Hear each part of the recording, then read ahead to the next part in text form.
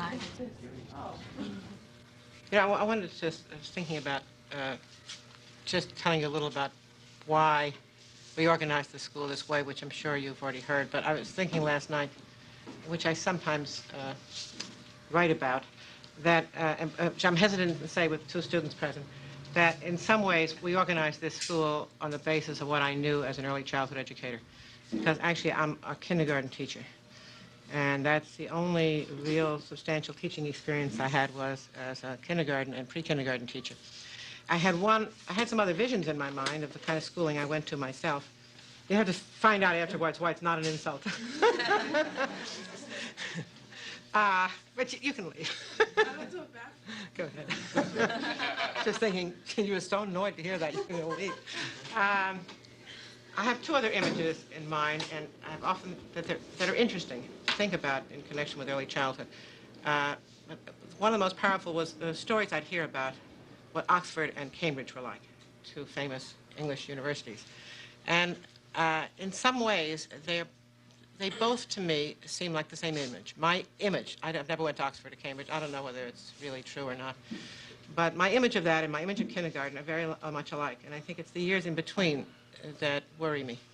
That is, it's a little bit like a doctoral program. In many ways, a lot of the habits and practices of this school are sort of like a doctoral program, even the way you graduate from this school. We have 14 little doctoral dissertations. We're trying to cut it back because it's a little bit too many doctoral graduation committee meetings. But many of our ideas are borrowed from the 2 extreme ends of the educational spectrum. The 2 places where we concern ourselves with what the individual's own interests, learning style, how to engage them, in which we respect their independence, their capacity to take on serious responsibilities. It always used to seem to me eerie that the kids who had been in my kindergarten, the 1st grade teacher would say, you can't get them interested in anything, and I thought, well, they were very interested when they were in my kindergarten. Now, she wasn't necessarily a worse teacher than I. It was that we accepted the idea in kindergarten that we had to create an environment that would capture and engage students' interests, and that we had to, as a teacher, learn about them, and not by the tests we gave them on Friday, but our observation of what they were doing at work, and that developing certain attitudes and curiosity and passion for work, which we call play in kindergarten, is at the heart of our job. And the same thing is, have the same vision of Cambridge or Oxford, that you have this one tutor, our advisor here, whose job it is to try to figure out with you together what you need to do to end up being a well-educated person, and who can lay out the parameters of the kinds of things that will be expected of you in order to graduate from Cambridge or Oxford, and what lectures you might attend, what papers you ought to write, who meets with you on a regular basis, and a few of his others, or her other students, to talk about those papers, to suggest revisions that they could be made, a lecture that might help fill it out, some books you might read in connection with it. But it's at those 2 ends that we take seriously what we know about how human beings learn. And in between, we engage in a series of practices that are absolutely conflict with everything we know about the most powerful and effective way in which human beings learn. So in a way, when we organized Central Park East Elementary School, we tried to keep the spirit of a good kindergarten going all the way through 6 years. We did that for 10 years, and then thought, with the help of Ted Sizer, why shouldn't we keep the same idea going all the way through high school? And personally, in my opinion, that's what a good college is like also. And that's what a good life is like. It's finding people to have interesting and important and powerful conversations with, and then seeing what else you could do to extend that conversation and carry it on again the next time you do, with more facts, with more information, and in a more powerful position to think through those issues.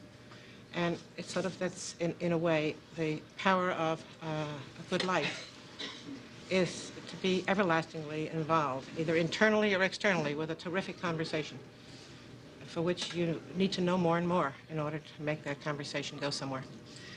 It is certainly at the heart of what a powerful citizenry and a powerful democracy would be, and that is citizens who are in a position to carry on that public dialogue about the nature of their society, purposes and ways in which it could be improved. And in that sense, we have tried to design a school that will encourage that kind of habit of mind so that it's habitual. It's just a way you can't help but think. That every time you're in a situation, you say to yourself, I got a theory about that, or I wonder if this is true, or I wonder what the connection between this is and that is, and I wonder why and how could I find it out, and isn't that a marvelous feeling to understand it better and to be able to persuade other people or be persuaded. So it's to create in this school from kindergarten through high school a conversation that might engage and capture students and that leads them to be more widely powerful in the larger world. Now, do we succeed? Yes and no. Just having a conversation with a 7th grader this morning and her family who had been through our elementary school, and she had a lovely time, and she enjoyed it very much. But actually, she didn't pick up that idea. She did pick up the idea that school's a nice place to be, and that, but not that it was that this conversation has not yet engaged her. And it's, but I do think that in talking to the graduates of our schools and talking to our own students, that they have begun to get that idea. It's like I was thinking about my own education, that the best part of my education may have well taken place sitting around the dinner table, overhearing a conversation that was carried on above my head, but which intrigued me. And in many ways, the interage grouping, the kinds of relationships we try to establish between students and faculty are also efforts for kids to be able to listen into a conversation that sometimes is being carried on above their heads, but which might intrigue them and interest them. So that's the idea that we're struggling with, how to create a school that's powerful enough to turn kids on to the possible power of ideas in their lives.